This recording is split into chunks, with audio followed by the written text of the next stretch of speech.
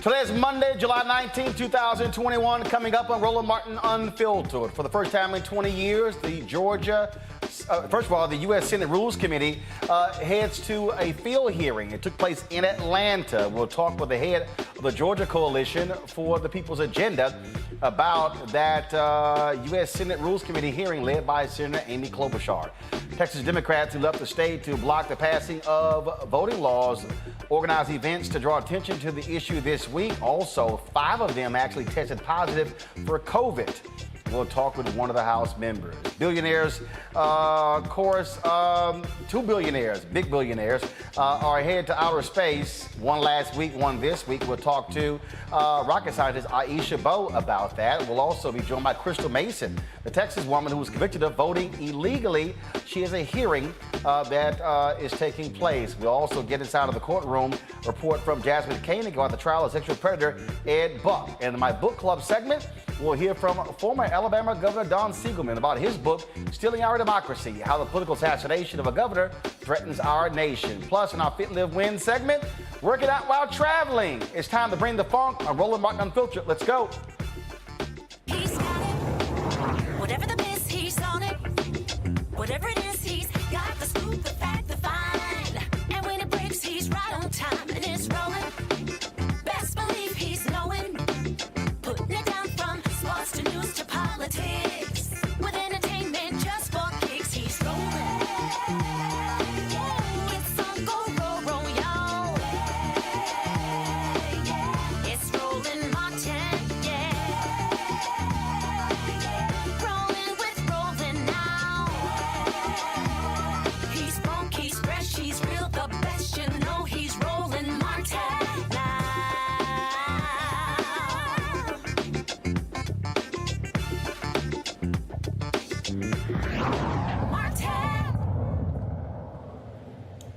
Folks, today in Georgia, the U.S. Senate Rules Committee held their first field hearing in 20 years, focusing on the issue of voting rights. You might recall we had Senator Amy Klobuchar of Minnesota, who was the chair of that committee, on the show on Friday, and she talked about why it was important to actually go there. Guess what? No Republicans chose to travel to Georgia for this hearing. It was only Democrats who heard testimony about the need for federal voting rights legislation, such as the Voting Rights Advancement Act, named after John Lewis, but also for the People Act. Now, folks, the meeting took place. We live streamed it on Roland Martin Unfiltered, and so the meeting comes 2 days after the first anniversary of the death of the late Congressman John Lewis, folks. And so, talk about just again a significant issue here. Joining us now is Helen Butler, convener of the Georgia Coalition for the People's Agenda.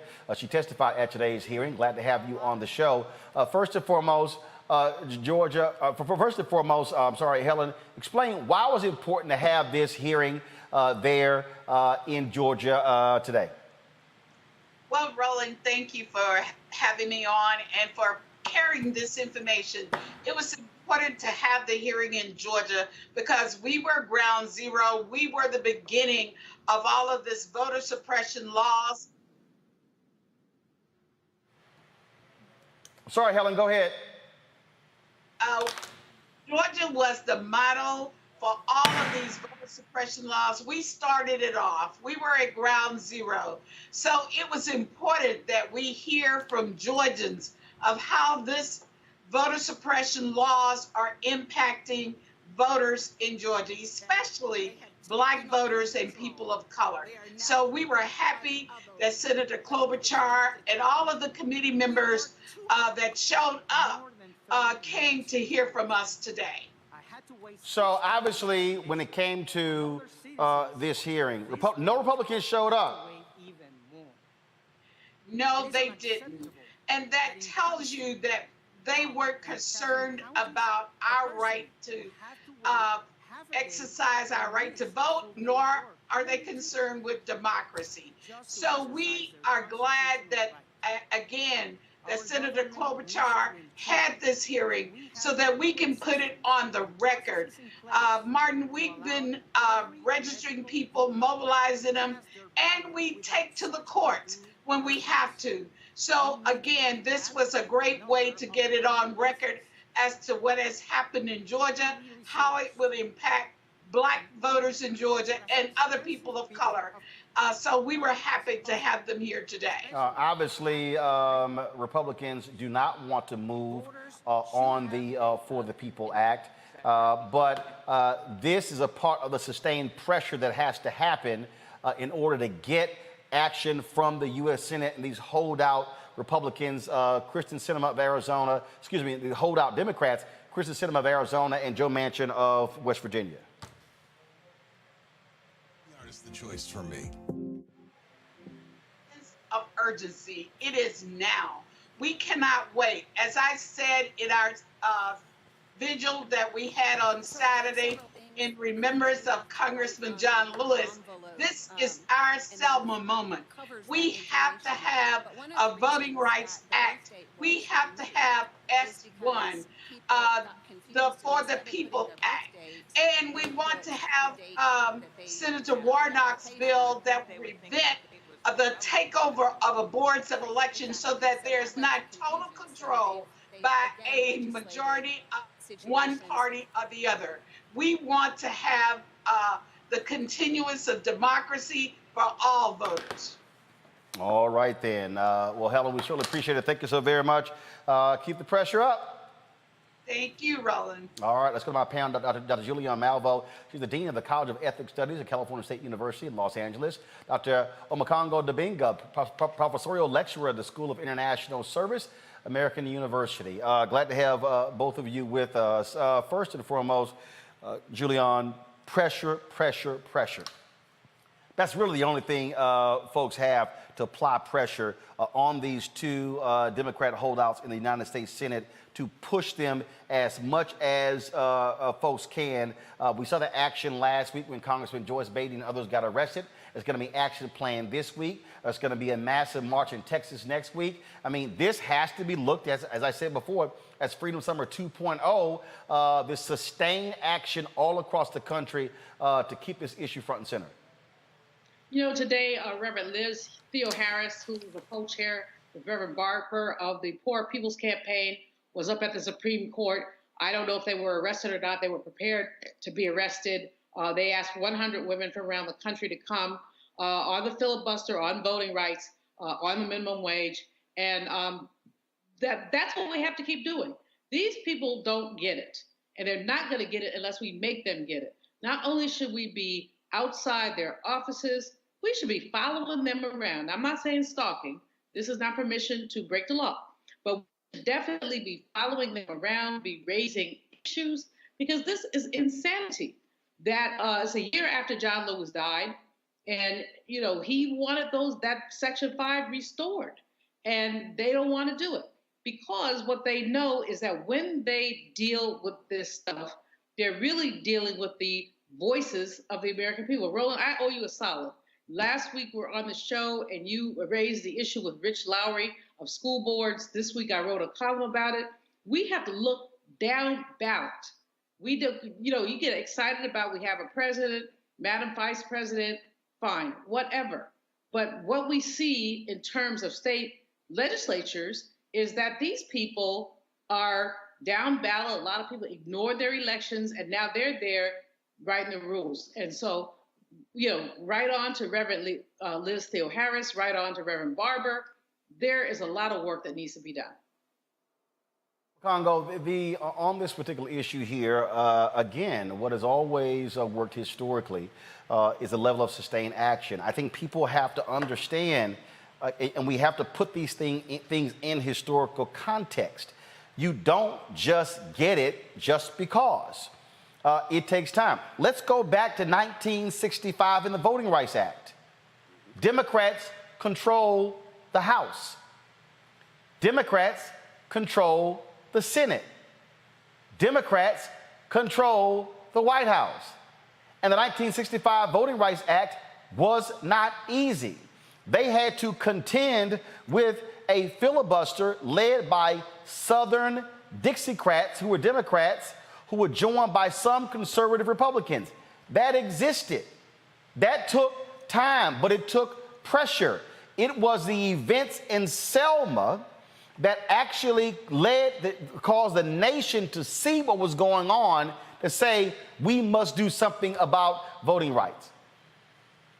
Absolutely. And I think we also have to be mindful of the fact that back during that time, there were a couple of Republicans who actually went over and supported that. And right now, we don't have any of that. Biden didn't come in with the same level of support in the House or the Senate that LBJ had. And so he has these thin margins. And when you talk about Sinema, when you talk about Joe Manchin as well, those guys who are, and actually, quite honestly, there are actually some other Democrats who are just very silent. They don't want to be the face of it, who actually are with Manchin and Sinema as well, which we're going to have to pay attention to. And so you're right. It's this sustained effort. LBJ basically said, make me do this. And we have to make people do this right now because so many of us have this idea of, well, we're just going to vote them out in 2022. Well, I'm sorry. If they make it that so that you can't vote, or if they have these guys who can overturn elections and the like, who will favor the people who won that they like, you're not going to have that opportunity. So it starts now. And too many times we have this mentality, okay, we'll see you in 4 years.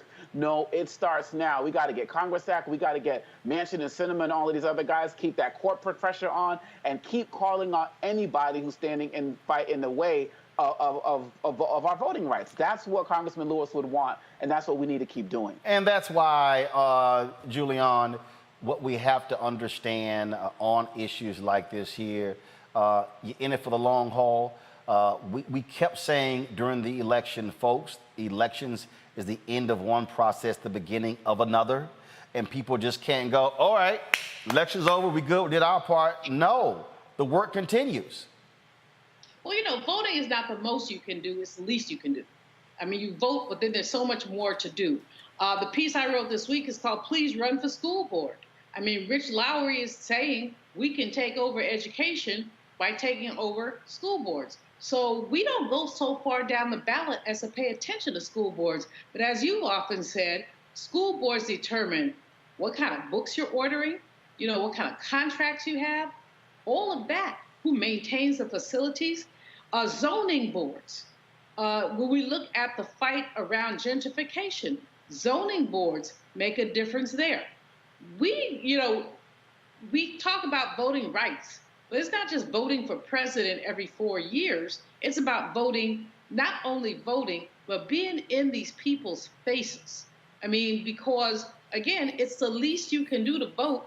More is to be in these people's faces, to say to them,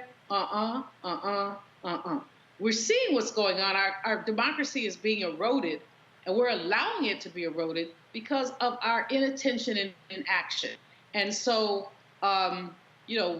the action that Black women took last week with NCNW, LaTosha Brown and the others, the action that's been taking place this week, it's important, but who stayed home? And the people who are staying home, I'm just saying to y'all, shame on you. Shame on you. Don't look up here in another couple of months and say, this happened. It happened because you let it happen. And that really, I think, is what we're seeing. We're hearing from folks in Congo, from Black Voters Matter, Reverend William Dr. Barber and others, that it has to be sustained action, constant pressure being applied in this country and constantly raising the awareness of Americans. And one of the things that's beautiful about it is with so many of these new organizations, I'll be very honest, there are a lot of younger people who weren't veterans of the civil rights movement who said things like, I don't believe in marching. I'm not really down with that. I'm going to do it this way. And these newer organizations that have come up with people of my generation and younger, they are seeing that works, that taking to the streets works. And taking it to corporations works, and taking it to social media. You can't just share something on Facebook, click like and tweet and call it a day. You need that sustained effort in front of the people. And one of the beautiful things about it, like when you do your next generation segments and programs, young people are learning from the old people, not taking, there's this mentality of we got this, your time is up. We are building this together. I mean, John Lewis's last public appearance, last protest in Black Lives Matter Plaza. And so I'm so happy to see that the generations are connected. But like Dr. Malveaux said, there are too many of us across all age groups that are staying home like this isn't as serious as it is. Absolutely. And of course, we're seeing Texas House Democrats, they're still in the nation's capital dealing with this issue, but they're also now dealing with another issue. 5 of them have now tested positive for COVID-19. That is one of the issues they're also dealing with. The names of those members actually have not been released, but Texas lawmakers, those that here in isolation. And to be safe, Vice President Kamala Harris, who met with them, is being tested regularly as well. Joining us right now is Texas State Representative Retta Bowers. Glad to have you and Roland Martin Unfiltered. First of all, how are your colleagues doing? You know what, Roland? Thank you so much for having me on tonight. They're doing well. We are still hard at work. They are isolated, but we just had about an hour ago or two a COVID protocol session, and with an infectious disease doctor from back home. So they're doing well. Many of them, we're all vaccinated, so many of them are having low to no symptoms. And obviously, y'all have been moving all about Washington, D.C. Is that now going to change how y'all do business? Are you limiting meetings? Are you going to be more virtual? Are any members beyond those five? Are they in isolation? Just want to make sure how y'all maintaining safety and your health. We are definitely maintaining our safety and health by going virtual. I mentioned earlier today, that's the beauty of some of the things that came out of this pandemic. We do know how to work remotely, so we have been in a national voting rights conference this week, and many of our guests have been virtual. Members are testing daily, and we are, taking best care with those members by sending them positive notes, dropping off food at their doors, and keeping them hydrated. So we're doing well. The momentum is still there, and I heard one of my sorors say, we will not shrink.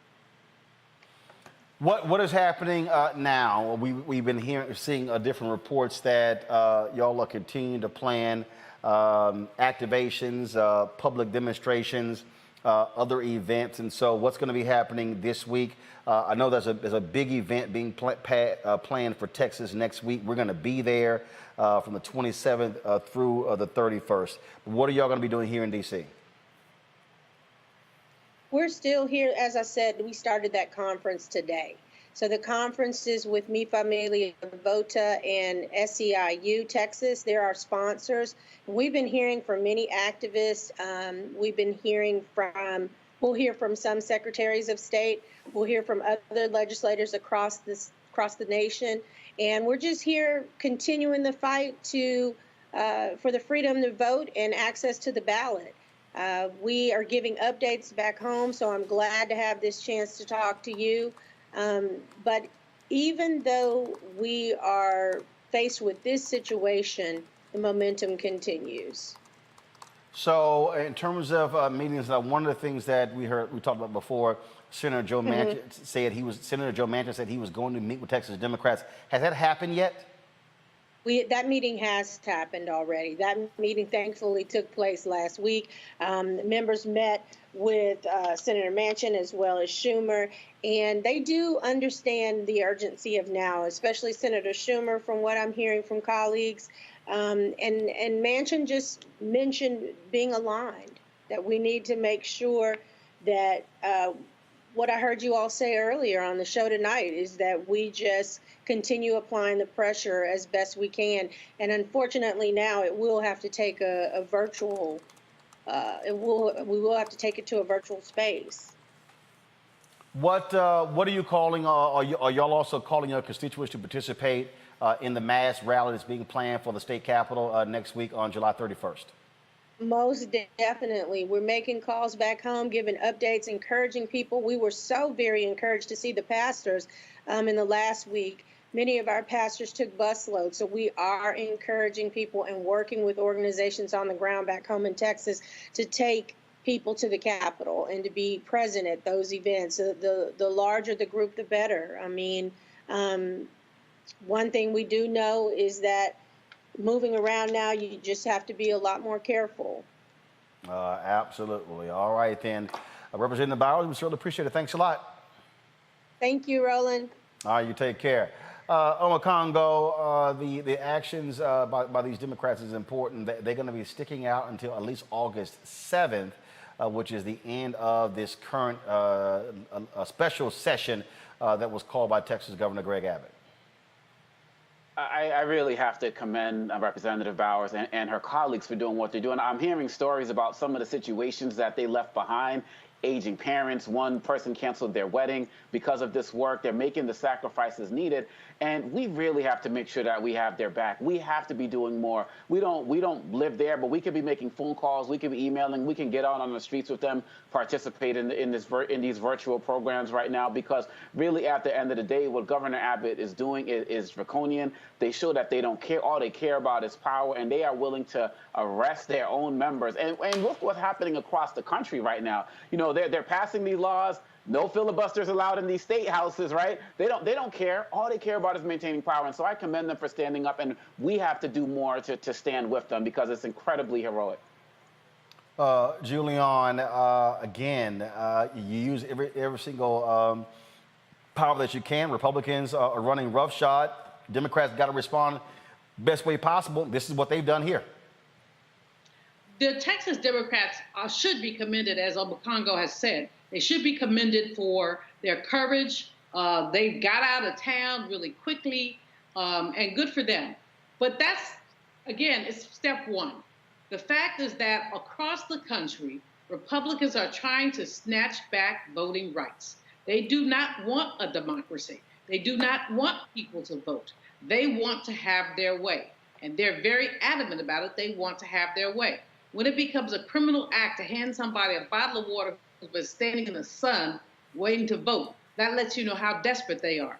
When you want to arrest members of the Texas legislature because they refuse to allow you to ram draconian legislation down to people's throats, we know how insane this is. When 40 states are considering similar legislation, we know that this is crazy. So what we know is that we do have to surround these people not only with our love, prayer, and support, but love, prayer, and support's gonna get you but so many places.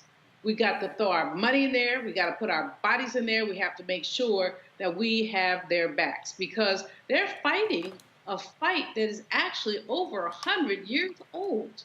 They're fighting a fight, post-Reconstruction. We had to fight for the right to vote. And here we go again. And all we know about that is that these folks don't want us voting, because when we vote, human rights, civil rights, women's rights, we win. When we vote, we win. And so we just have to be supportive. This is, Roland, I can't tell you how frustrating this is. I'm in a state now in California where this is not an issue, although we have other issues with the governor's recall, but this is not an issue. But you know what? It's an issue nationally, and we've got to fight it. Absolutely. All right, folks, got to go to a break. We come back, we'll hear from a black expert regarding Richard Branson and Jeff Bezos going to space. What does that mean for Americans who are not astronauts? We'll talk about that. We'll also talk to Crystal Mason, the sister out of Texas, remember, who went to prison for voting illegally. Her appeal is being heard by the Texas Court of Criminal Appeals, and so we look forward to talking to her about getting an update from that as well. All right, folks, we'll be back on Roland Martin Unfiltered in a moment. I believe that people our age have lost the ability to focus the discipline on the art of organizing. The challenges, there's so many of them, and they're complex, and we need to be moving to address them. But I'm able to say, watch out, Tiffany. I know this road. That is so freaking dope.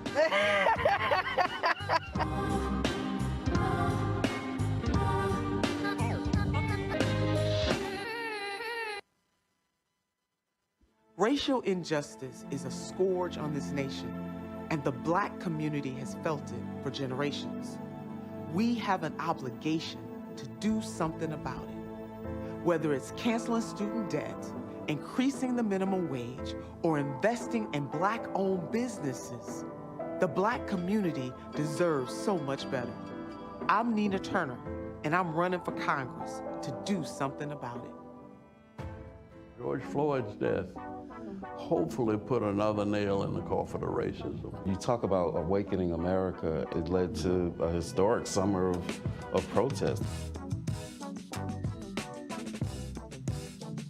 I hope our younger generation don't ever forget that nonviolence is soul force. Priceless.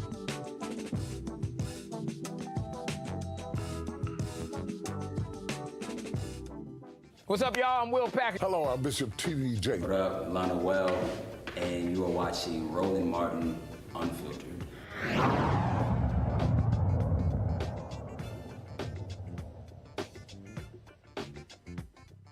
All right, folks, the Texas Court of Criminal Appeals agrees to review a heavily argued illegal voting conviction. Crystal Mason faces 5 years in prison for casting a provisional ballot in the 2016 election. Now, at the time, she was on supervised release for a federal conviction and did not see her name on the voter roll. Mason submitted a provisional ballot at the advice of a poll worker, not knowing she was ineligible to vote. Now, although Mason has claimed she unknowingly voted illegally, prosecutors convicted her of a second-degree state felony. Now, keep in mind, this case is similar to Hervis Rogers, who was arrested and charged last week in Texas with 2 counts of illegal voting. Rogers cast ballots while on parole. He said he also wasn't aware. Now, attorney generals from Connecticut, New York, Illinois, Massachusetts, Nevada, Oregon, and the District of Columbia released a joint statement regarding Rogers' arrest. Now, this is what they said. The unwarranted criminalization of Hervis Rogers' error is a grave miscarriage of justice. By casting his ballot in the 2020 primary, Hervis Rogers was simply attempting to fulfill his civic duty. Now he's potentially facing decades in prison. The prosecution is a clear attempt to intimidate voters, deter participation, and stoke fears of fictitious voter fraud. Texas is disguising voter suppression as election security and disenfranchising millions in the process. The voting system needs reform, not restrictions, and we stand with all the champions of justice in Texas, including the state's House Democrats, in fighting for fair and accessible elections. We will continue to do everything in our power to protect and expand voting rights throughout the nation. Now, Crystal Mason, her attorney, Kim Cole, join us right now. I'm glad to have both of you back on the show. So what's the status of the case, Kim? Where does this stand right now? So obviously, as you mentioned previously, Crystal's appeal has been filed with the Texas Court of Criminal Appeals. The state has filed their response to our appeal, and we are currently finalizing our reply to their response. And as soon as that is in, then it's in the court's hands. They will review it and they will make a decision as to whether or not Crystal will have to serve 5 years in prison, or they will send it back to the lower court. They can reverse it, they can uphold it. So for folks, again, who are unfamiliar with the case, just walk people through what happened, because 2 things were going on. First of all, Crystal was previously in prison on the federal level, but this is a state issue. And so explain to folks so they understand what's going on here. Okay, so Crystal was, she pled guilty to a federal charge related to her tax preparation business. So she pled guilty to that charge, the federal charge, and served out her sentence. She was sentenced to 5 years. She served out that sentence, and then she got out and thought she was performing her civic duty and went to vote.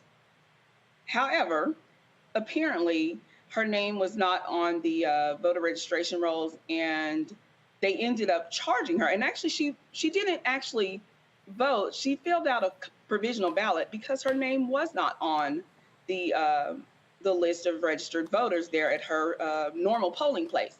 So she filled out a provisional ballot, went on about her business. A few months later, she was arrested for illegally voting. And no one there at the polling place, no one in the Federal Bureau of Prisons, no one advised her that she was not eligible to vote. She was on supervised release from her federal sentence, and so she had served all of her prison time, However, she had a period of 3 years of supervised release, and she was still on that within that 3-year period. And no one ever told her that that would render her ineligible to vote. So she had no clue that she couldn't vote the day that she cast her provisional ballot. And she was tried, convicted, and sentenced to 5 years in prison. As a result of that, they violated her federal sentence and sent her back to prison for an additional 10 months and also added some additional time of supervised release to her sentence. So she has already done time for this particular, for voting. And that's on the federal side. Crystal, the amount of time, money, and resources that Texas is expending on this is ridiculous. At your trial, Kirk, if I'm wrong, didn't your parole officer say you weren't told you couldn't vote? The supervised release officer, my supervised release officer supervisor testified on the stand that no, we never told her she couldn't vote. No, she never signed anything. There was no paperwork in place, and yet I was still found guilty of illegally voting and sentenced to 5 years. So no one told you, but you're supposed to just somehow know just because? Correct. Correct. So how do I know I'm doing something wrong if I was never informed? Do you believe that Texas is trying to make an example out of you in order to intimidate others? Definitely, definitely. And when they sent me back to prison right before, I think it was an election going on in September, yeah, that's exactly what I'm doing. This is... Roland. Yeah, Kim, go ahead. They even said in her trial, the district attorney even said, Your Honor, let's send a message and please sentence her to a stern prison sentence, to send a message. So yes, they're trying to make an example out of her. They don't want people that look like Crystal to vote, period. This is, I mean, it's just incredible. Also, Crystal, when you look at other cases where people mistakenly voted and they were like, okay, you know what? They were let off real easy, but they happen not to look like you. Yes, I see that all the time. I think I just seen one today where you go to the Capitol, you commit a crime, and they give you 8 months in federal prison, and yet the act that you committed was so outrageous. And here I am, didn't even vote, but I'm charged with illegally voting. And I'm fighting. I've been fighting for 4.5 years, waking up every day, not knowing if I'm going back to prison over illegally voting, and I never voted. This is, I mean, it's just incredible that this thing is still ongoing, and it just makes no sense. Any idea, Kim, when the Court of Appeals is going to issue their ruling? None whatsoever. It took them several months to even agree to a discretionary review of her case. So it could be anywhere from a few weeks to a few months. It just depends on the court and when they decide to make their ruling. And so we have no clue, but as soon as we file our reply, which we will file this week, it's in their hands, and they will make the determination as to whether or not this 5-year prison sentence will be upheld. Man, just unbelievable. Crystal, I mean, you're sort of left in limbo because, you know, before, you know, you were getting your life together, you were trying to live, and all of a sudden it got upended. You went back to prison. Now you're out. Now you may go back. I mean, that has to be nerve-wracking. Roland, it is. But what I did is I started an organization, Crystal Mason, to fight against voter suppression. So what I do now is I go out and I encourage people on how important it is to vote and try to educate them if they're if they're eligible to vote now. And what I said was, I'm going to keep moving forward, trusting God that things are going to work out in my favor, and I'm going to keep living and just trusting God through this process. And I met Harvest, and this is a 62-year-old man that been on parole for a very long time and was giving a voter's registration card. And this man did not mean to do anything wrong. He cried like a baby. Like, I can't believe that I'm in this position, you know, and this is just so heartbreaking because it reminds me of when I first started this journey. So I'm just glad that he has support, and I just pray that everything works out in his favor as well. All right, then. Any final words, Kim? Certainly, Roland. This Crystal's conviction, the new charges against Mr. Hervis Rogers, all of this new legislation that's been presented is it's all clearly efforts to intimidate voters, to suppress votes.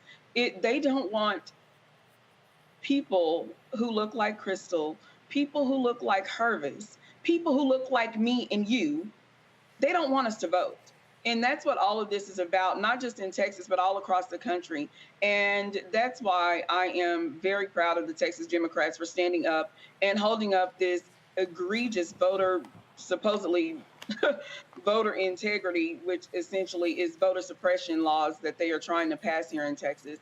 We have got to stand behind them. We've got to stand behind Crystal. We've got to stand behind Hervis Rogers, because they are actually trying to send a 62-year-old man to prison for up to 20 years, which could essentially be a death sentence for him. So we've got to stand behind them and get these egregious charges dropped against him, as well as overturn Crystal's conviction. All right, then. And also, I think before there was a GoFundMe. Is that for Crystal? Is that still active? Yes, it's Justice, the number 4, Crystal Mason. Justice, the number 4, Crystal Mason. All right, folks, be sure to pop that into GoFundMe. Kim, Crystal, we certainly appreciate it. Thanks a lot. Thank you, Roland. Again, you know, these are the things that, you know, keep going over and over and over, Julianne. And again, we see these white folks who vote illegally, whole different response than when the black folks do it. Slap on the wrist when they do it. They didn't mean it. Oh, let's just overlook it. This is absurd. This woman has been in limbo for 5 years, just as the other brother has. But this is reminiscent of what happened post-Reconstruction. It's reminiscent of my Auntie Anna Mae, Moss Point, Mississippi, died at 101, was handed a jar of jelly beans and told how many jelly beans in this jar. Of course, she didn't know, so she couldn't vote because she couldn't count the jelly beans. We've seen this crap happen time and time and time again. And the problem is that we keep thinking that when we win one battle, we won the war. But the fact is that we have not won the war, and we will not win the war until we get these devils, yes, I said devils, D-E-V-I-L-S, D and evil, get them out of power. Mitch McConnell, devil. Get them out of power. They don't want a democracy. They want an oligarchy. They want to run the show. And I just got to shout out to Crystal and her attorney, Kimberly, for the work they're doing, because it's just so very important. Omakongo? First of all, thanks for getting that GoFundMe information out there, because she definitely needs all of our support. And when you talk about these other cases, I'm thinking about the case with Bartman in Pennsylvania, who got 5 years probation for voting twice and admitted to everything that he did, 5 years probation. This is a war. And many people said that when Trump came into office, it was actually the end of a second Reconstruction, really, at the end of the day. And we have to get our minds historically around that fact that history is repeating itself. People think that just because people aren't out there with nooses and burning crosses and the like, that somehow everything is fine. line, these guys are smart, they're intelligent, and they're doing this stuff in very subtle ways, chipping away every single day and in every single way at all of the opportunities that we have to advance ourselves in this country. And we have to support Crystal, we have to support Rogers in every way possible. When she said that he cried like a baby when they spoke, 62 facing 20 years, we have to, as Dr. Malvo said, there's no other option. They have to be taken out of power. And for those of us who would think, oh, it can't happen to me, oh, she's a quote-unquote criminal because of whatever happened in the past, you got to be ridiculous to think that, because they are going to come for you. They start with cases like this where they think people won't care, and then before you know it, they're knocking on your door, and you're like, hey, I don't even have a record. They don't care. They see us all the same. Wake up now. Support Crystal. Support Rogers, because if we don't change it now, it's just a matter of time before it's you. And go ahead. Go ahead. I'm sorry. He says it's subtle, but it isn't subtle. That's the thing we have. Right. This is frontally attacking people's voting rights. There's nothing subtle about the ways that they insist on cleaving to the filibuster. There's nothing subtle about these laws that are being passed. This is deliberate. It is as deliberate as anything else. And we have to be clear. Let's not look for nuance. Let's just look for truth. That's right. Well, and the thing here, to hear the prosecutor say, oh, yeah, send a message. I mean, give me a damn break. I mean, that amount of time for this is just silly. At best. It is ridiculous. It is ridiculous. And again, we got these activist courthouses right now where they feel like they can do anything, probably a Trump-appointed judge. And this is another reason why this voting matters. You know, people just focus on the Supreme Court, you know, that they got during the last election. But there was, over 200 judges that were appointed across the country. So we're going to see more of this. Why isn't the person who made her fill out a provisional ballot being questioned or being, you know, having any charges brought up on them at the end of the day? This is, every time we look, they're taking another opportunity to steal our opportunities and our rights in this country, and we just can't let it happen. And again, I mean, this is the kind of stuff that we're fighting against, because it is specifically targeting people of color, Julian. It's specifically targeting people of color, also older people who have limited access, also poor people who don't have the automobiles or other transportation to get to the ballot. The fact is that these folks want to have a white oligarchy. They want the country to, even as they're losing population and losing everything else, they want to keep this power. And too many of us, Roland, are afraid to call them out on it. Now, many do, you do, others do, but there's so many people who are in elective office who are silent. That's a problem. You know, the Democratic Party has a lot to answer for here. Jamie Harrison, appreciate him, but not as aggressive as we'd like right now. Democrats need to be speaking up. Madam Vice President, doing the right thing, but she needs to be a little bit more aggressive. This is not about going to do square dancing and do whatever. I don't have the metaphor correct, but this is really about the fight of our lives. If these people are able to take these voting rights away, we're back in the 1940s, if not earlier. And I gotta, if I can, we also have to, another community we have to add is our families within what people call, you know, the disabled community, when they talk about limiting access. And what these Republicans do is they are so, they when they frame it as a black issue, you know, issue that faces us, all of these other communities sometimes act as if they're not also being targeted as well. And again, it's a situation of, well, that's just their problem. And then before you know it, you can't do it. Every community that doesn't have money, that doesn't have access, and in many of these cases, at the end of the day, are just not white, are going to have issues with access to the vote. We have to stop it now as they're building day by day, chipping this right away and that right away. Otherwise, we're going to lose it all. Well, yeah, and again, this is why we focus on these issues. Some of you have asked about the Justice for Crystal GoFundMe. Go to my computer, please, if y'all see it. Let me know if you have it up. And again, give me 1 second. Let me do screen mirroring here. This should do it here, I believe. All right, here we go, right here. All right, folks. So the goal is 100,000. They raised 78,000, $15. So just simply, if you type in Justice for, the number 4, Justice for Crystal, it'll come up right there. And so go ahead and do that to support Crystal Mason as she continues to battle the state of Texas, who are just being complete idiots when it comes to her voting. All right, folks, got to go to a break. When we come back, let's talk space. Does it really matter? Hey, Richard Branson, Jeff Bezos, they're trying to do what NASA used to do. Got a black rocket scientist up next to tell us it does matter. We shall see.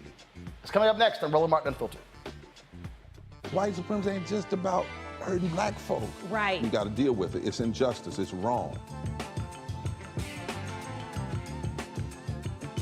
I do feel like in this generation, we've got to do more around being intentional and resolving conflict. You and I haven't always agreed. Yeah. But we agree on the big piece. Yeah. Our conflict is not about destruction. Conflict's going to happen.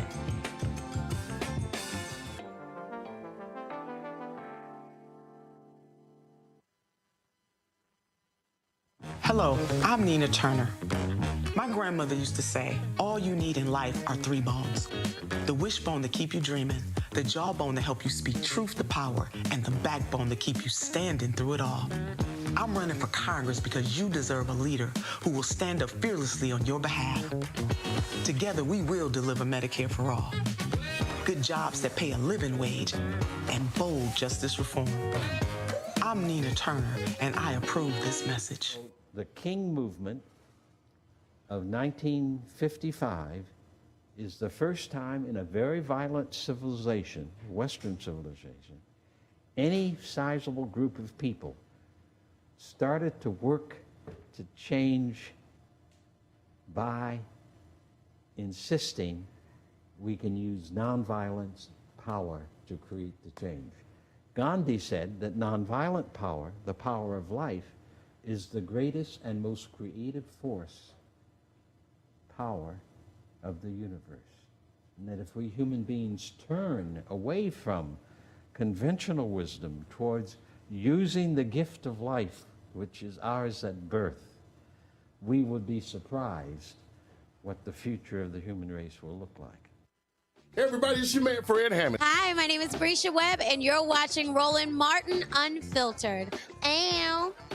Well, I like a nice filter usually, but we can be unfiltered.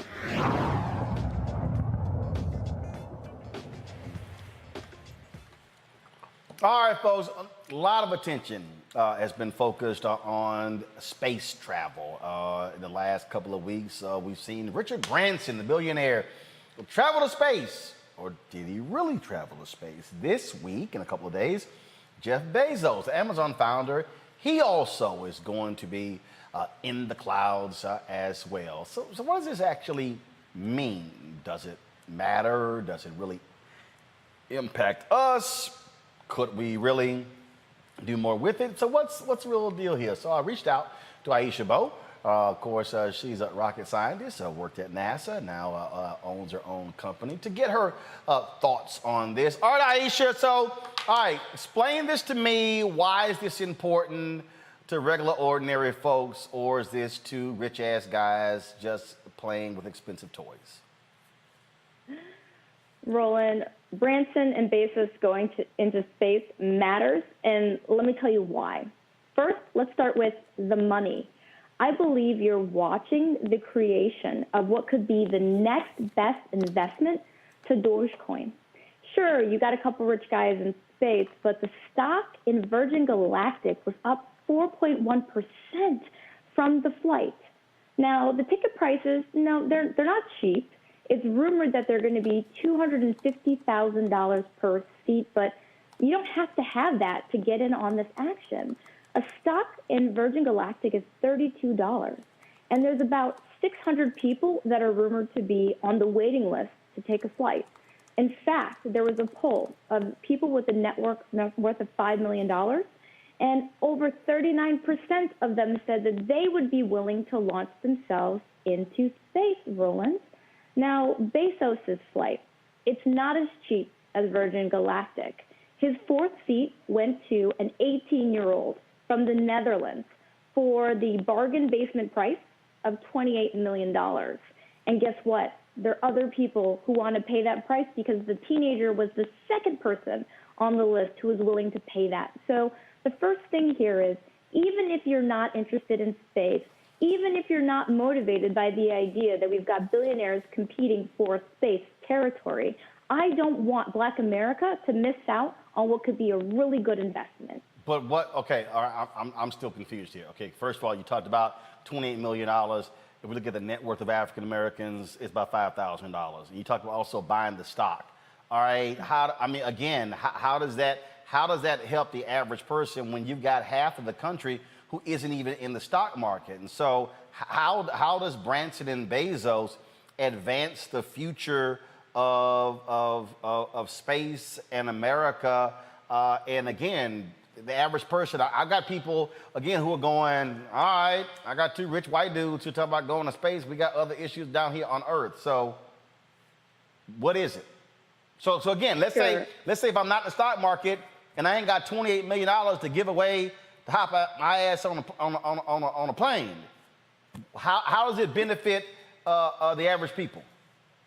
Well, first of all, Roland, a flight is more expensive than a single stock in Virgin Galactic. That's only $30. So if you've got $30, you can afford to play this game with us. The second thing is, what you're watching is the creation of an industry called space tourism, which was made viable by the Virgin Galactic flight. There's the history-making elements of having the oldest person in space and youngest person in space and all the capacity that's going to be provided by both of these vehicles. But the real thing here that everybody at home can connect with is being able to profit off of what's going on without having to pay that price per seat. The other thing that I really connect with is the advances in science that happen from space exploration. Many people are not aware that vaccines are tested in space. And so the vehicles that are created by Basin and Branson actually help further space exploration, which allows for us to create the next generation vaccines to combat things like antibiotic staph and even the pandemic we're experiencing now. Okay, so we've seen the federal government back away from the investment in space. For people who are baby boomers that grew up in the 60s when you had the space race between the Americans and the Russians. For me, being Gen X, I remember when the space shuttle was launched and it was exciting. Then all of a sudden, the interest began to wane. We had two explosions. Then America went away from that. And so how do we get Americans back interested in space and space exploration and get them to understand that it is a good investment for the country? Roland, I don't know about you, but I was excited by the first SpaceX launch that took astronauts to the International Space Station and included a Black man by the name of Victor Glover as part of their flight. You're going to see all kinds of individuals return to space on these private vehicles, and becoming an astronaut, becoming somebody who can make strides in space is going to be open to so many more by these private companies playing a part. At first it was SpaceX, and then it was Branson, and now it's Bezos. And as the price to play continues to go down, we're going to see more missions and a more inclusive environment. Okay, so that's the price going down. What, from a scientific standpoint, what advancements have we gotten in the past that have been beneficial to the everyday person as a result of space exploration? Sure. So there's actually a really long list that NASA publishes called the Space Technology Transfer Guide. I invite those who are out there to look it up. There's all host of things beyond, the fabled Tang and satellites and all the communication devices. There's a lot of medical research that comes from space exploration. The reason why the price going down, Roland, is so important is that we are then able to create more experiments that can be launched and tested in space, which has been very expensive to do even until now. And so when you have more missions going to space and you have more private companies that are able to send more astronauts and more people, what you're going to see is a rapid acceleration in technologies that allow us on Earth to live more comfortably. All right, then. I'm a Congo. Got a question for Aisha regarding these space adventures. Yes, Ms. Bo, first of all, thank you for your information and knowledge on this issue. I was wondering if you could possibly indulge the conspiracy theorist in me. I'm thinking of movies like Elysium and the like. And do you feel like this space tourism is something that could eventually one day lead towards things like space colonization, where people are like, well, you know, we got to cut out and have these outposts on the moon for people who have the ability to do so? Am I really kind of just on a conspiracy theory bend right there, or is that a real possibility? You're on a conspiracy theory. Let's say I hope so. So, you know, let's kind of frame this conversation a bit here. So the Virgin Galactic ship did what we called a suborbital jaunt, meaning they didn't go all that high. We're talking maybe 50 miles off the surface of the Earth. The International Space Station is about 254, and so there's no way that with that craft they could actually get that far. Now, what you saw with SpaceX was, well, they were able to get to the International Space Station, and so there's a possibility that you could have more astronauts on the International Space Station, but what private companies have yet to do is take us to another world. And so I think that that's still quite a bit of a ways off. Thank you. Julian? Aisha, first of all, thank you for being there. It's just good to see a sister lost in space or found in space. There have been many things that we've gotten from space exploration. Some of them have been medical. What have been some of the medical advances that we've gotten because of space travel, space exploration, and that kind of thing? I believe you said what have been some of the medical advances that have come out of space experiments. Yeah, so there's exploration. Yeah. Yeah. Sorry, the audio on my side cut down. So one of the things that I love about space experimentation is it's helping us understand how people on Earth can live longer. You may have seen that there have been experiments that included mice that were looking at how the mice were impacted by microgravity, and maybe you wondered, what does that have to do with me here on Earth? Well, the very same conditions that a human must withstand in order to go, to the moon, to the Mars, or beyond, are helping scientists here understand how somebody might be able to live to be 100 or 150 years, which is the amount of time that it may take for us to go to some of these further destinations. And so you're seeing a lot of advancements when it comes to research in longevity. I know I, for one, would like to be 80 years old in my 20-year-old body. And if space is going to take me there, I'm here for it. All right, then. Aisha Bo, we certainly appreciate it. Thank you so very much. Where can people get information to reach you? You can stay tuned to my Instagram at aishabo.com. I will be covering all the launches and more news on space. All right, we certainly appreciate it. Thanks a lot. Thanks, Roland. All right, folks, let's go to California, where jurors got a break from listening to testimony in the Ed Buck trial. He's a white Democratic donor accused of administering a fatal dose of drugs to two black men in 2017-2019. The trial will resume tomorrow. Joining us now to tell us what's been happening in the courtroom is Jasmine Koenig. She, of course, has been involved with this story from the beginning. Jasmine, glad to have you on Roland Martin Unfiltered. It's been a long time getting to this particular point. When Jamel Moore was found dead, there were a lot of people, a lot of Democrats, white folks, a lot of gay white folks, real quiet. Nobody wanted to say anything, do anything. But it took a second black man dying in Ed Buck's apartment for folks to realize, oh, there might be a problem now. He's on trial. Absolutely, and it's so good to see you, Roland. I just want to always just say thank you to you because you believed from day one and kept this story on all of your platforms, so thank you. Appreciate it. But you're exactly right. Not much has changed. We are not hearing much here in LA from the mainstream media or LGBT advocate groups or Democratic Party or anyone, and it's very telling.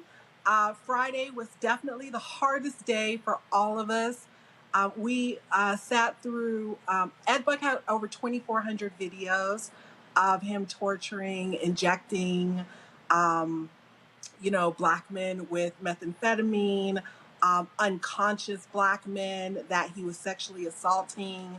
It was so incredibly brutal on Friday, having to watch video after video of this black men with nooses around their necks. Some black men who didn't even know they were being recorded, others who asked for him not to record them or for him not to put their face in the video. So there's no denying now exactly who Ed Buck is, even for me, right? So I went back because I wasn't even really sure when I started covering this. It was August 10th, 2017. Jamel Moore died July 27th, 2017. And I knew he was a bad person then, but now we all know exactly how bad he is, and it was way worse than we could have ever imagined. Looking at the videos, reading the text messages that he sent to people. I mean, this man is Jeffrey Dahmer 2.0.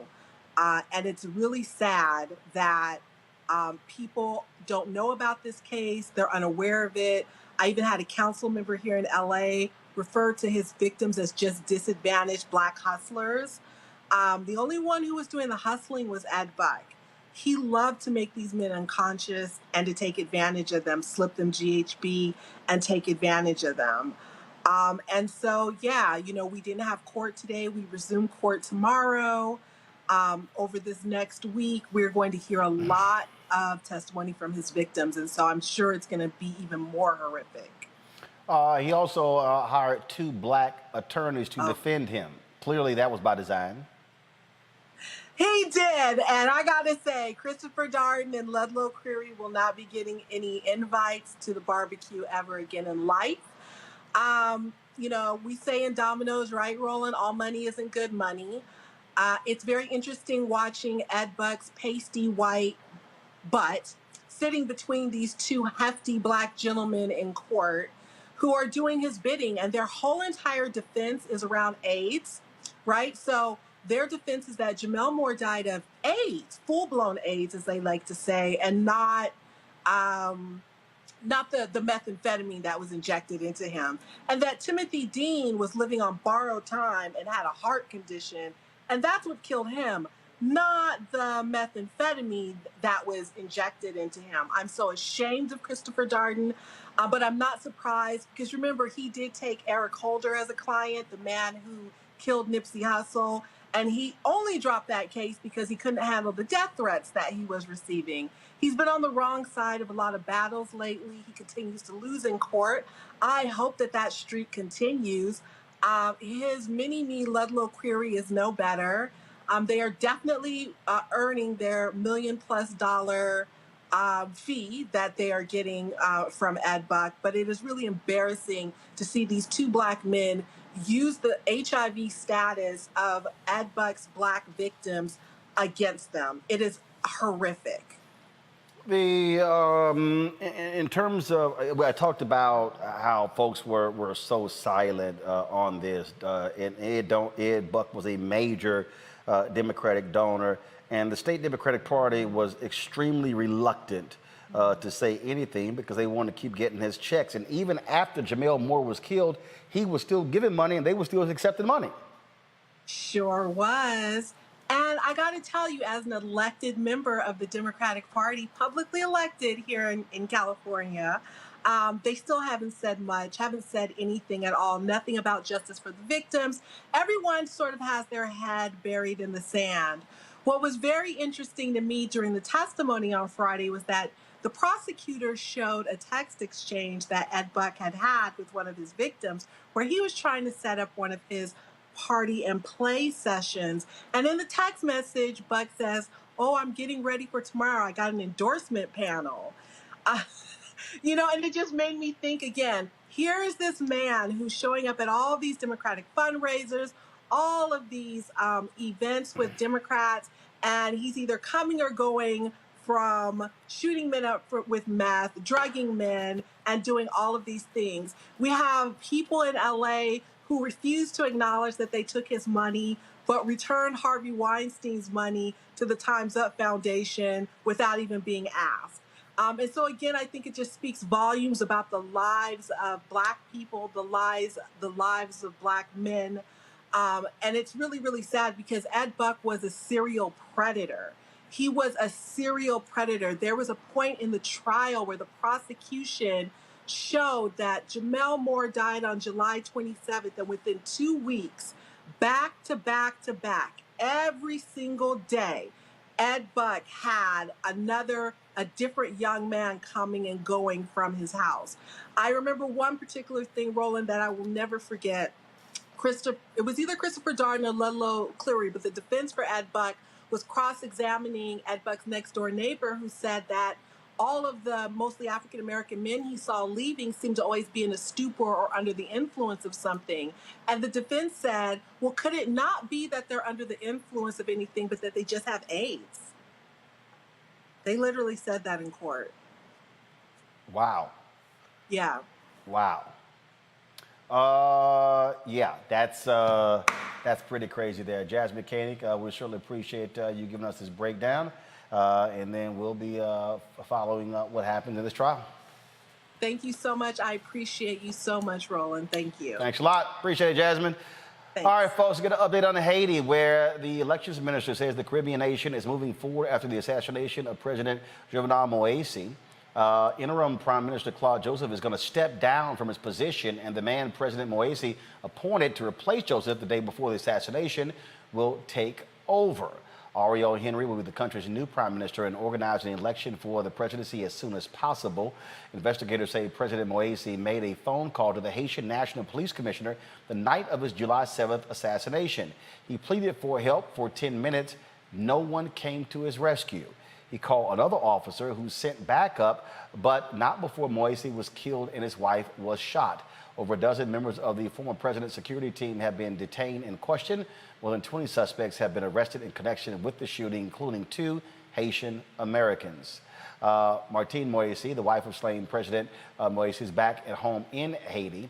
The widow arrived Saturday at Port-au-Prince Airport in an arm sling and wearing a bulletproof vest. She was greeted by Haitian's interim Prime Minister Claude Joseph. The president's funeral is going to take place on Friday. When you think about, when you see that video of her getting off that plane, when you think about all the drama, I mean, it's one of those things where, Julian, where you just wish, my God, can Haiti get a sustained period of peace as opposed to just this constant upheaval? Well, that's the question, Roland. Haiti has been unstable since it had to pay France. Repeat myself, since it had to pay France reparations for its freedom. This allowed all kinds of instability to be introduced. The United States, of course, has played a significant role in the instability. And even though President Biden has said they're going to have some investigation over there, I'm not sure that the U.S. role is helpful at all. I'd like to see CARICOM or some other Caribbean organization involved more in the stability issue, because what we have now is, first of all, people think of Haiti as a black country, but in fact, it's got black faces and white rulers. And white folks are running the economy. They are cutting deals right and left. They don't care whether it's unstable or not, as long as they get their money. I said they money. I do understand English from Ebonics. As long as they get their money, they're okay. And the instability basically benefits petty, predatory capitalists. And so if CARICOM were able to come in, if you had someone like, some of the brothers from Jamaica or other places come in, brothers and sisters, and to look at governance, I think it would be very different. But as it stands now, they'll get this straight for about 5 years, and then here we go again. Makongo, it is, I mean, again, because of Americans' history here, it's a little hard for people to trust that America has Haiti's best interest at heart. Yeah, absolutely. I mean, when has the United States United States occupied Haiti for a while as well in earlier days. And going off of Dr. Marvel's point, Haiti's actually still paying France for defeating them. And a lot of people don't even understand. I mean, we all know here America's connection to it. I mean, Toussaint Louverture's the defeat of Napoleon led to the Louisiana Purchase, which helped with the United States grow as a country. So there's always been a direct connection. And it's sad that too many of us don't really understand Haiti's history, and we continually want to look at it as a failed black state. But look, there were international assassins who were involved in this. There weren't just people in Haiti who rose up one day and decided to commit this assassination. There are people from the United States, from Colombia, from other people. And so when Dr. Marvel's talking about CARICOM as well, yes, we need to get this in the hands of people who are from the region, because as long as we have people who might have been involved in the assassination, doing the investigation, we're not going to get real answers. I hope that with this new leadership, it's going to be a time for Haiti to start to see a turnaround, because they're suffering on so many different levels. So many people are still not vaccinated there as well. Coming off of the earthquake a couple of years ago is issue upon issue.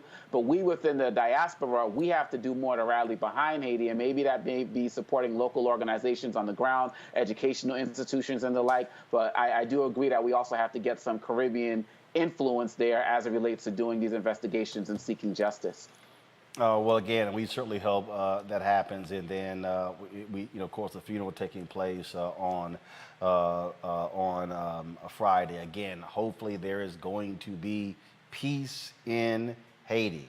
My goodness, we hope that is the case. All right, folks, got to go to a break. When we come back, we're going to talk about how to get your fitness in when you travel, and also our book interview. We're going to talk with the former governor of Alabama, who talked about how Republicans took him down to keep Democrats from being in power in the state of Alabama. You don't want to miss this conversation on Roland Martin Unfiltered. We saw struggle for civil rights as something grown-ups did. I feel that the generations before us have offered a lot of instruction. Organizing is really one of the only things that gives me the sanity and makes me feel purposeful. When Emmett Till was murdered, that's what attracted our attention.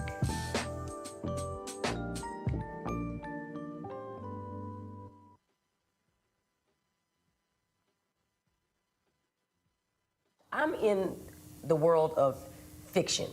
That's what I do. I'm an actress. I spent 35 years in this business. I've been in the business since I was 14. I was discovered in a basement theater in Philadelphia, a basement called Freedom Theater. And that's what I do. I play for a living. And I look and see that we're in a world that, it's bizarre, where you can't tell the fake from the real. These people are not faking it.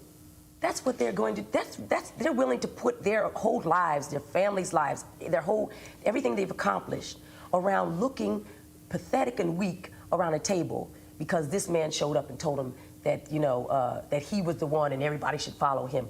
He didn't even have a good argument. He's not Martin Luther King. He has no words, he has nothing. He's just rich and white and male. And so people want to see that power on display and then tell us that we're not, that we're crazy. They can't do it anymore. That's a good news. Yo, what's up? This your boy Ice Cube. What's up? I'm Lance Gross, and you're watching Roland Martin Unfiltered.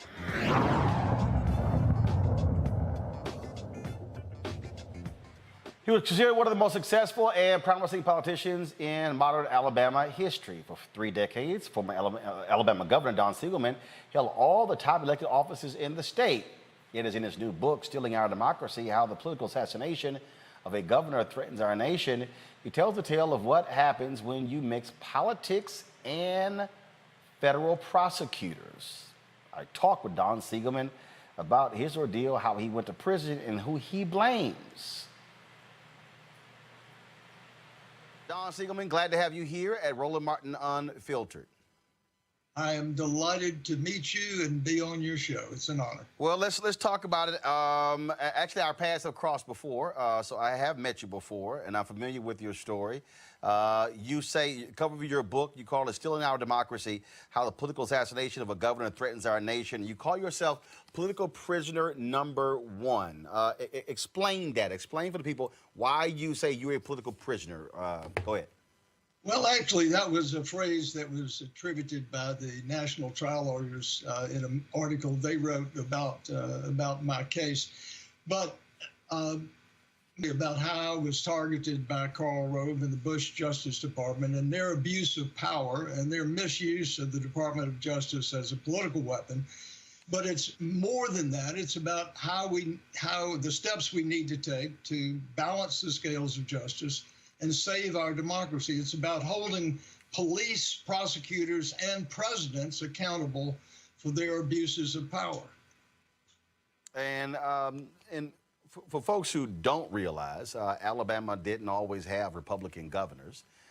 You were a Democratic governor elected in that particular state, highly popular, and you say the President George W. Bush White House and Karl Rove, they came after you. They wanted to take you out. They not only wanted to, they did take me out. It was Karl Rove's client, the state attorney general, who started the investigation. It was his friend's wife, his business partner's wife, who was elevated to the U.S. attorney, who kicked the federal investigation into high gear. It was Karl Rove's bagman, Jack Abramoff, who put in $20 million to defeat me. It was Karl Rove's client, the state attorney general, who participated in stealing my 2002 election. I was brought to trial 1 month before my re-election bid in 2006 by the U.S. attorney whose husband was running my opponent's campaign. There was sworn testimony before Congressman Conyers, when he was chairman of the Judiciary Committee. There was sworn testimony that Karl Rove had directed the Department of Justice to pursue me. There were 113 former state attorneys general all agreed that what I did was political and not criminal. So there's ample evidence to support the claim that the trial lawyers made that I was America's #1 political prisoner. You first of all, you lay out in the book, you were sentenced 88 months in prison, and they went after everything. You talk about losing your law license, losing your career. You talk about spending time in solitary confinement in prison as well. And so take us through how much your world changed when all of this was going on. Well, I want to make a comment. Right after I was convicted, I got a phone call from one of my best friends and political allies, Senator Hank Sanders from Selma. He said, "Governor, now you know how black folks feel." But going through the process of being convicted of something that I knew was not a crime and being accused of something that never happened, being found guilty and being sentenced to prison for 88 months, brought it home to me as a former attorney general and governor that our system of justice was broken. You know, some of us, you know, while I had fought the good fight against George Wallace and did all kinds of good things in my political life, I was naively entering into a process, the criminal justice process, that I thought a jury would fix. You know, surely, even though I was targeted, even though the prosecutor was married to my campaign manager, the campaign manager of my opponent, I thought that the jury would fix this, that I would not be convicted. And when I was, you know, the air just went out of me. I thought, you know, what could I have done differently as Attorney General or as Governor to have helped those who were in a similar situation? And then being thrown into prison, I was fortunate to be put in situations where I learned even more about how particularly men and women of color are targeted by police, by investigators, how prosecutors abuse their powers, how they present false evidence or false testimony or withhold exculpatory evidence, and how they wanted long-term convictions, sentences for particularly men of color. And the whole process I look at now as a blessing, because now I'm able to advocate for criminal justice reform with a background and an understanding, not only from my days as Attorney General or Governor, but as an inmate, how this system is broken and how it needs to be fixed.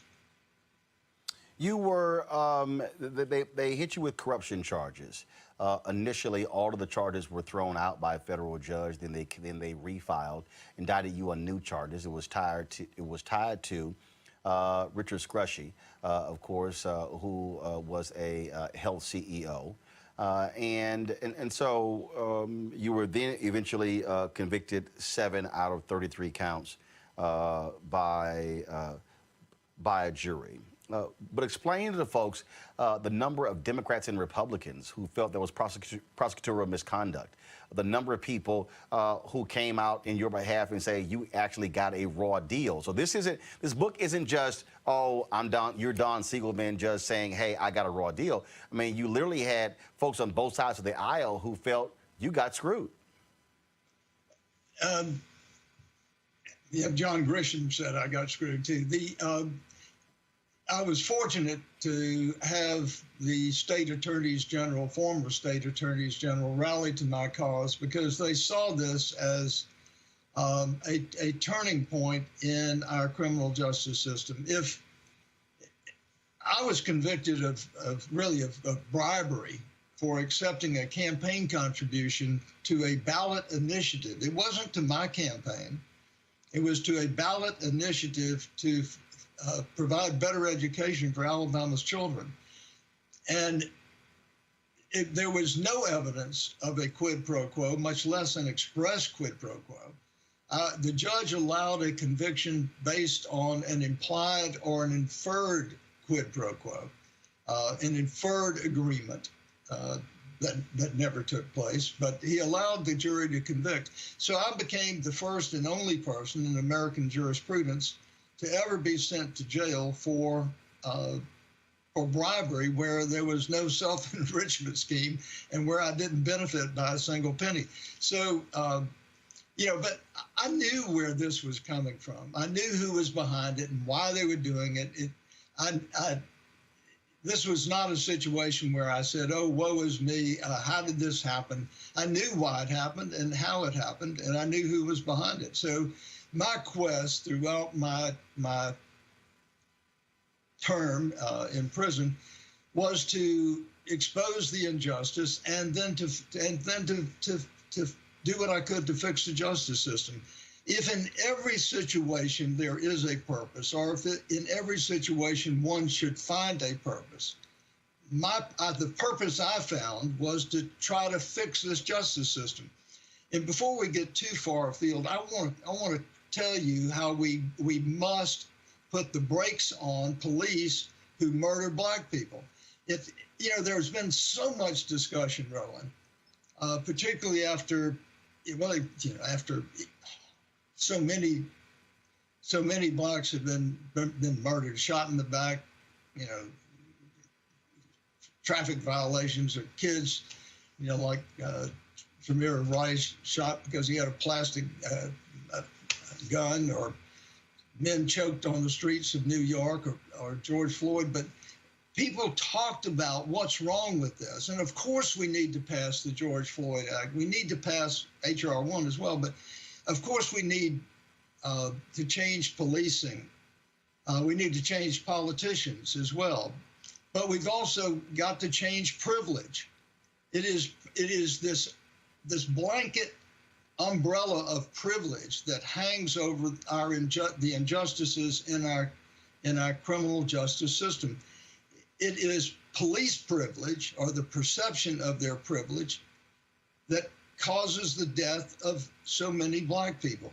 And while it's going to take Congress to erase qualified immunity, but in the meantime, the way to put the brakes on police murdering black people is to allow the family members of victims of the excessive use of force by police to have a lawyer present in the grand jury. Do you think that George Zimmerman would have been able to walk free if Benjamin Crump had been in the grand jury representing the family of Trayvon Martin? Or if the family member, Breonna Taylor, had had a lawyer in the grand jury? The reason why, prosecutors across the board, state, local, federal prosecutors get 99% of the indictments they want. But when it comes to holding police accountable for murdering a black person, the percentage drops precipitously. And there are reasons for that. Got to ask you this here. When one looks at what took place in this case, they hit you with corruption charges. Later, another Republican was convicted of accepting a couple $100,000, pocketing that money. The prosecutors asked for probation, no jail time. Then, of course, when 60 Minutes did a story on your particular case, the CBS affiliate in town did not even air that segment, claiming there were transmission issues. Do you believe, first of all, not do you believe, but do you lay it out, that clearly there were forces who wanted to take you down and, of course, lead to Republicans being in charge in Alabama? But nothing was ever done to Karl Rove. There was no actual investigation. Even when members of Congress requested documents from then Attorney General Alberto Gonzales, no documents were actually produced. And so what do you want folks to take away? Is there a next? Where do we go with this?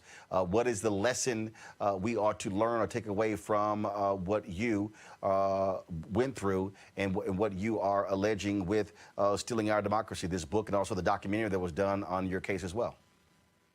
Well, yeah, Congressman John Conyers did everything he could to hold Karl Rove accountable, not only for the selective prosecution and prosecutorial abuse in my case, but he wanted to hold him responsible for what he did in leaking about Valerie Plum, and he did everything he could to get him held in contempt. He wanted him arrested and handcuffed to the basement of the Capitol, but Karl Rove was let off the hook. No one was held responsible for the abuse of power of the Department of Justice under the Bush administration.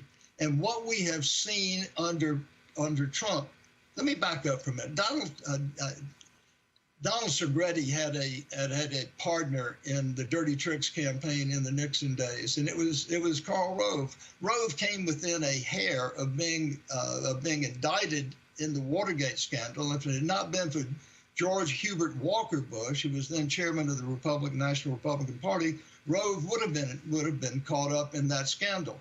But my point here is that if we do not hold police and prosecutors and presidents accountable for their abuse of power, is simply going to get worse. Well, we're actually experiencing that right now with all the revelations of the Donald Trump Justice Department literally trying to intervene to get folks to overturn the election results in Georgia and Pennsylvania and Arizona. And then what's crazy is Bill Barr says, "Oh, I had no idea about this." Jeff Sessions says, "I had no idea." Rosenstein, I have no idea. You're sitting there going, well, who the hell was running the Justice Department then? Exactly. Congress, and I hope that the House, subpoenas or gets Bill Barr and Jeff Sessions, Jeffrey Beauregard Sessions, before the under oath, before one of the committees in the House. They've got to hold these people accountable. And actually, I'm kind of glad that there's been this revelation that members of Congress were targeted by an abuse of power by the Department of Justice. You know, if the United States Senate, the Republicans, had done what they should have done in the second impeachment trial of Donald Trump, if they had convicted him of the out-and-out bribery attempt of the president of Ukraine, we wouldn't have had the insurrection. We wouldn't have had the, you know, a lot of this that the Republicans are doing now would never have happened. But what is happening now is a direct result of us not holding people accountable for the abuses of power when it is being done right under our noses. You know, the fact that we've got 30 states passing, I don't know how many bills trying to suppress votes is just another way for Republicans to try to steal an election. This way, they don't have to go to the trouble of stuffing ballot boxes. They just want to legitimize restricting the right to vote. And you know, Joe Manchin needs to be, I started to say read the Riot Act, but that doesn't apply anymore. But, you know, Joe Biden needs to get serious with Joe Manchin, and we need to move on with H.R. 1 and get these bills passed. Well, actually, Ari Berman just sent a tweet out. There's interesting. He says Manchin and Sinema didn't attend Senate Dem lunch, where Texas Democrats spoke about need to pass For the People Act to stop GOP voter suppression. I mean, what in the hell are these two Democrats doing? Senator Kristen Sinema of Arizona, well, the GOP is leading this bogus recount. And then you got Manchin, who's acting like a damn Southern Dixiecrat in 1950s and 60s. Yeah, that's you know, he needs to join the caucus of Congressman Daniels. It is you know, when I was elected lieutenant governor, I had some qualms about, because I was going to be president of the Senate presiding. I had to know how to use the gavel, and I talked to the secretary of the Senate who had been there for some 40 or 50 years, and I told McDowell Lee that I was a little, you know, even though I'd studied the rules and I'd mastered the rules and I knew them better than anybody in the Senate, I said, you know, I just don't know if I'm going to be able to rule quickly enough. He said, you're going to do fine because you know who your friends are. Well, I don't know that Joe Manchin knows who his friends are. If he did, he would side with the Democrats on H.R. 1 and not with those who are trying to subvert our democracy on the other side of the aisle. It makes no sense at all. Got to ask you this here. You're there.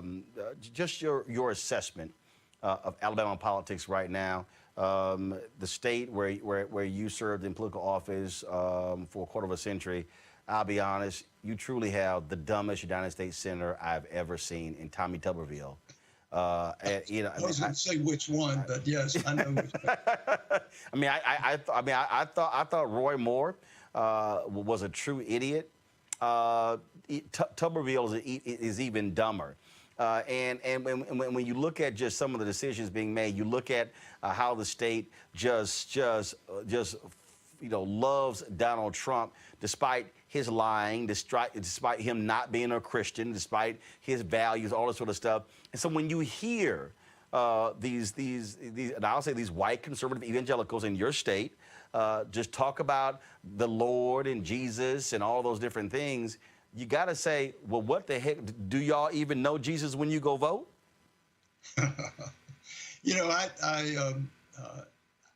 I have to shake my head, but then, you know, I am a liberal by just about any standard. Now, I'm sure you're somewhat familiar with my background, but I was able to bridge the gap in Alabama because I talked about things that seemed to make sense to a majority of people, and I was able to you know, be elected Secretary of State and expand the right to vote for blacks and people with disabilities.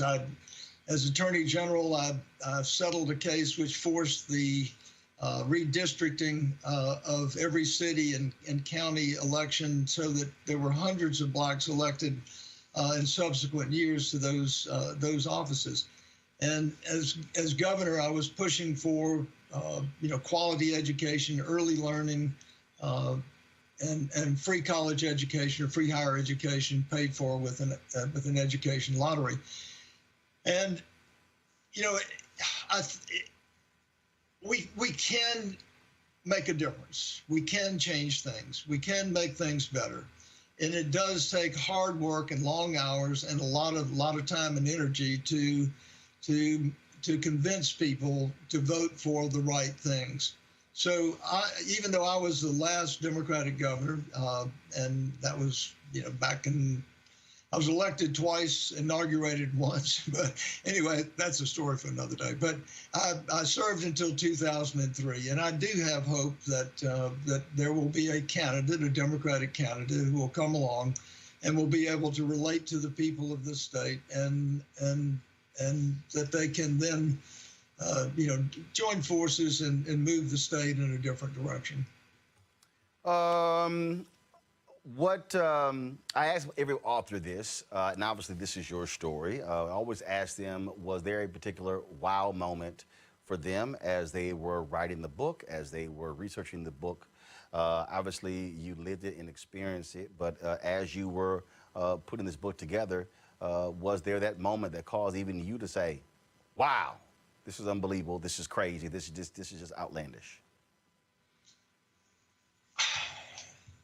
There was this, I may not be able to say this without getting emotional, but there was this one African-American young man.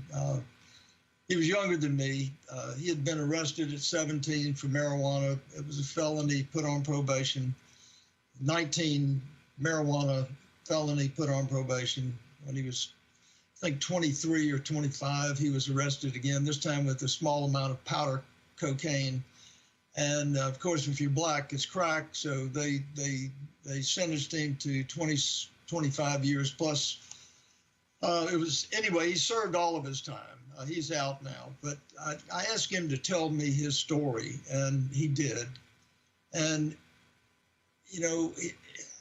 it's just one of those stories where he was trying to help his mother pay the water bill, the light bill, to keep things in the house, to get food, and but it just exemplified to me the tens of thousands, if not millions, of blacks who have been imprisoned by the abuse of power by prosecutors and police and investigators.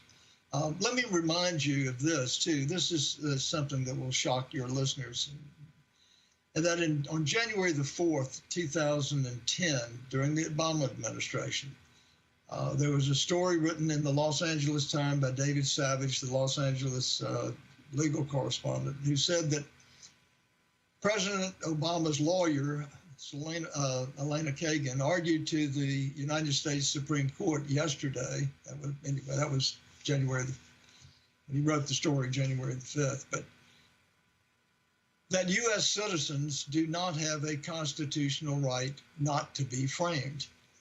U.S. citizens do not have a constitutional right not to be framed. And of course, the fact is, Elena Kagan was right, because the Supreme Court in 1976 gave blanket immunity to prosecutors to knowingly and willfully present false evidence and false testimony or withhold exculpatory evidence with no penalty.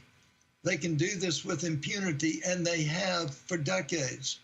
And while we can't make Congress do the right thing and abolish immunity for prosecutors, President Biden can at least tell his Merrick Garland to inform the U.S. attorneys that if they are caught presenting false evidence or testimony or withholding exculpatory evidence, they will be fired.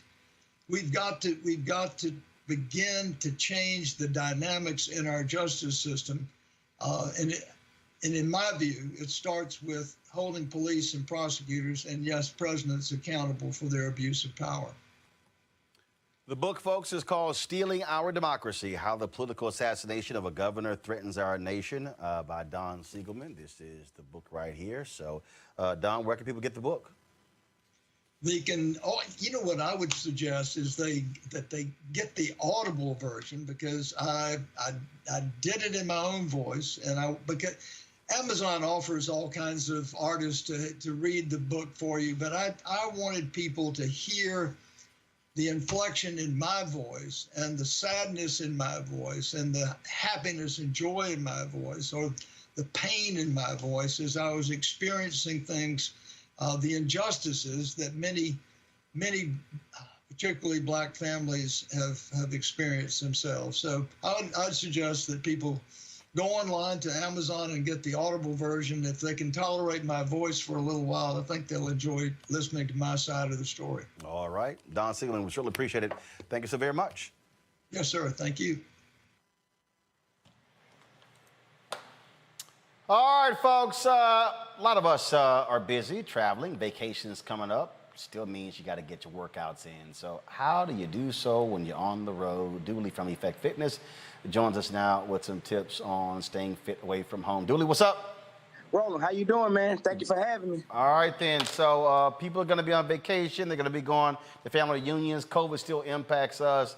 So what do you tell them how to keep it going?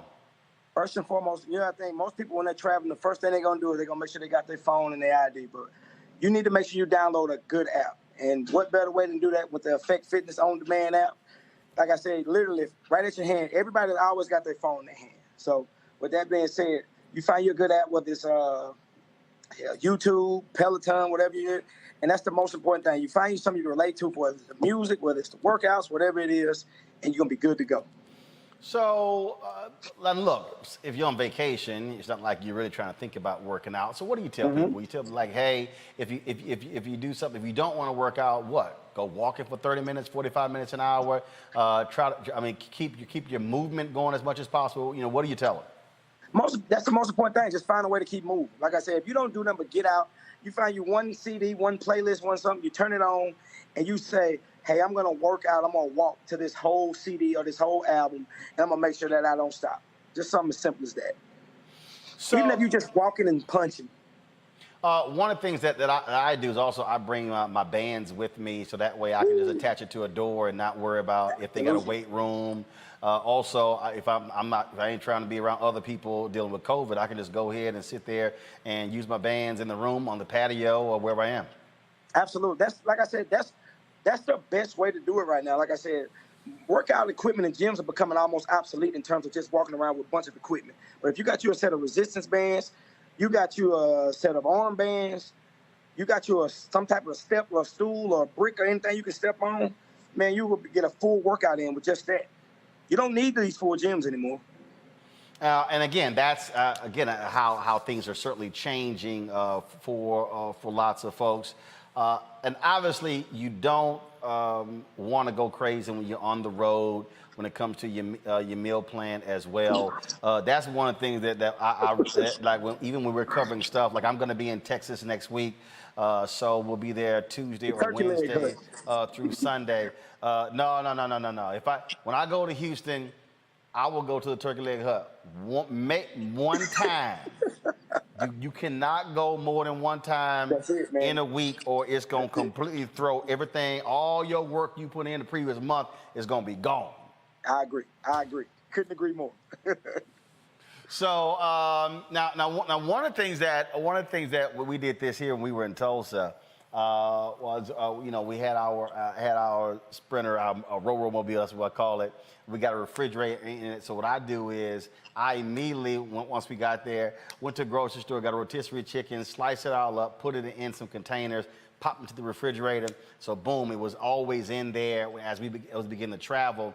Do you also encourage your clients when they do hotel rooms, make sure they have a refrigerator in there so they can put their stuff in there? Absolutely. And I want them to do a scout report. Find out when you know where you're going, search the local stores. Make sure you got something that you know you can go to. The worst thing that you can have happen is get to a place, a location, wake up in the morning, and then find out that I can't eat nothing, then you end up starving for half the day. And now you go eat some crazy stuff just because you ain't ate nothing all morning. So before you go to where you're going, you already know. So like I said, you find out, you do your scout, you get your scouting report. You find out what's the nearest grocery store or just any place to get you something healthy to snack on. And once you get that mapped out, you'll be fine. Last question for you in terms of, again, when you're traveling. I've had some folks say you shouldn't do more than one protein shake a day. Others say it's okay if you do a couple. What do you say? I say do one. I say one, some type of fasting to kind of start the day. Like I said, I'm big on literally just like trying to start the day and making sure that I keep it lean and light. Like I said, people don't realize how much you're overeating on the road. We don't even realize it. But just keep it lean as possible. One is enough. One is more than enough, actually. Now, do you pair that with an apple or a banana? Like, for instance, when I play golf, I try to eat every 3 hours. So typically what I'll do is when I make the turn, I'll do a protein shake and a banana just to keep my energy. Absolutely. I'm big. Yeah, absolutely. Banana, orange, apples, anything like that to go with it. Anything like that to go with it. All right. Dooley, where can people get more information? Effect Fitness. At Effect Fitness on Instagram. Facebook, same thing. Follow us. All right. We appreciate it, sir. Thank you so very much. Thank you, man. Pleasure having me.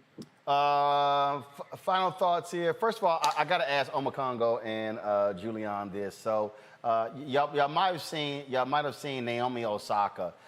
She actually put out a tweet. She was talking about her being on the cover of Sports Illustrated. Well, that didn't sit too well with these whiny conservatives. This is the this here is the cover, and she calls this. She says first Haitian woman and first Japanese woman on the SI cover, and so this is right here what she put on Twitter, and so these are the images right here. Well.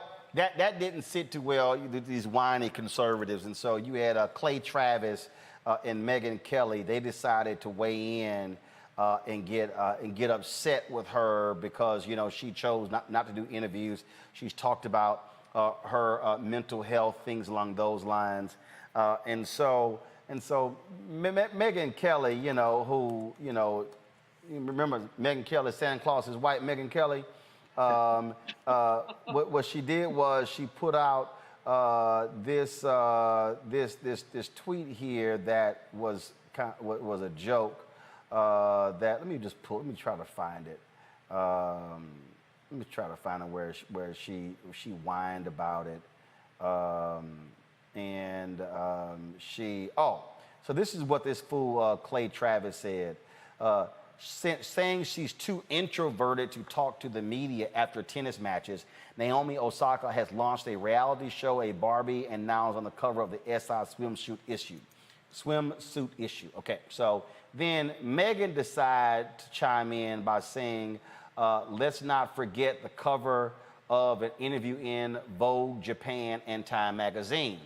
Well, that caused Osaka to fire back by reminding her that you do know the lead time to magazines are several months, and she said she did these interviews months ago. And so now poor little Megyn and Piers Morgan, who is 100% bitch assness, they are now complaining because Naomi Osaka has blocked them. Well, here's the deal, punk ass Piers Morgan. You blocked me last year. Oh, so you mad because Osaka blocked you and your sorry behind blocked me? Go to hell, Piers Morgan. And Megyn Kelly, shut the hell up. Julian, these people are a trip with their nonsense. Go ahead. Well, you know, first of all, Megyn Kelly just needs to disappear. Like you said, Santa Claus is white. Da-da-da. Just go away, girl. Just go away. Bye, Felicia. Piers Morgan, even worse than that. Naomi Osaka needs to be commended for taking control of her mental health. The fact of the matter is we are in a mental health crisis here in this country. some fools shooting up outside the Nationals Park in Washington, D.C.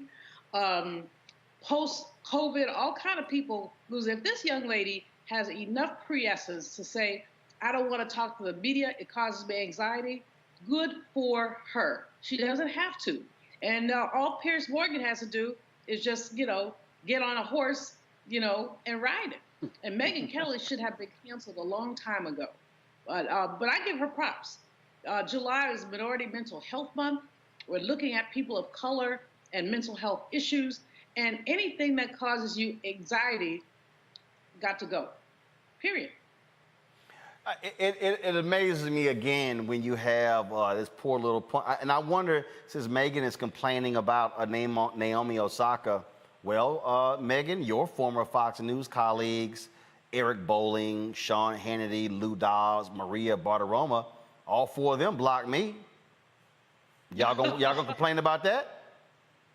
The hypocrisy is amazing. And, we want Megyn Kelly to disappear from these airways, but she ends up on Sirius. And so it's like they keep finding ways to keep her, whatever she's doing, going. And I'm like, one of the things you didn't mention, Roland, is that Naomi also has a special on Netflix as well. So my thing is like, what I love about what she's doing is that she is, and many athletes out there, the LeBron Jameses of the world, they are flexing their muscle. They're showing their power. They're letting people know that y'all need us to make these, for the ratings, for the endorsements, and all of these other types of things. But you know what? I'm in control right now. And with all of the mental health challenges, I'm thinking back to your earlier segment about Ed Buck and the extreme cases that these black men are dealing with. There are so many issues that people need to see people within our community, and this is also true within, the Asian community that she represents as well, where there's this stigma around mental health and mental illness. And so for her to speak up and then to come out on these covers like a boss like that and do all of these specials, more power to her. And we have her back, period, bottom line. Again, Piers Morgan, kiss, in the words of Della Reese from Harlem Nights, kiss my entire ass. Entire ass. Classic. I mean, Piers Morgan, and he is 100% bitch assness. All of his whining about Meghan Markle because she ghosted him, because you probably sucked on the date, and he can't get over it. Now he wants to trash her. That's why you little punk ass walked off the set when you got criticized, because you couldn't handle the heat that was in your face. And so I'm like, shut the hell up. Folks, that is it for us. Let me give a shout out to Carrie Hilson. Carrie sent me this shirt. Carrie has a line of shirts that says, my soulmate is black. So Carrie sent me a couple, so I told her I would go ahead and wear it on today's show. And so, Carrie, thank you so very much. Folks, tomorrow on Roland Martin Unfiltered, our marketplace segment sponsored by Nextdoor. We're talking about small businesses, how they can actually grow their businesses by being on the Nextdoor app. We'll talk about that on tomorrow's show and lots more. I'll see y'all then. Y'all know how we always end the show. How?